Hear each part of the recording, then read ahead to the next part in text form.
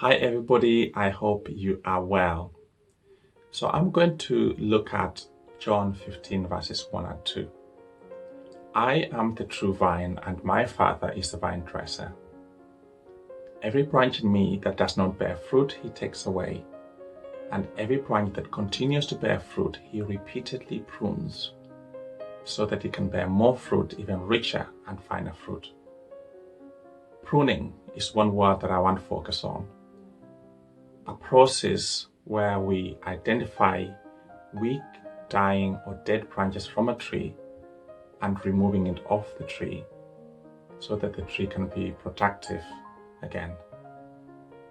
In the same way, our spiritual life requires regular examination, identifying the weak, dead, dying or unhealthy branches in our lives and removing those so that we can thrive and be productive and fruitful again.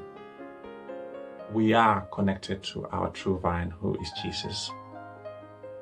We know that what he gives us is true and good for us. He is caring, he is loving, he wants to see the best for us. He wants to see us being fruitful again. But we cannot stop the environment that we're in. And it is this environment that we're in that can end up affecting us negatively, that stops us from being healthy and being fruitful as we ought to. So as we go through this, the question is, how connected are we to God?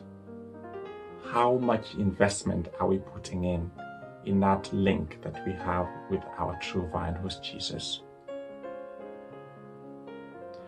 Are we spending enough time looking at those areas or those things that are affecting our spiritual lives negatively?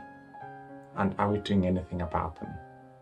In the same way we wash our bodies, scrubbing off the dead skin, we need to be doing that spiritually. We don't wash ourselves once.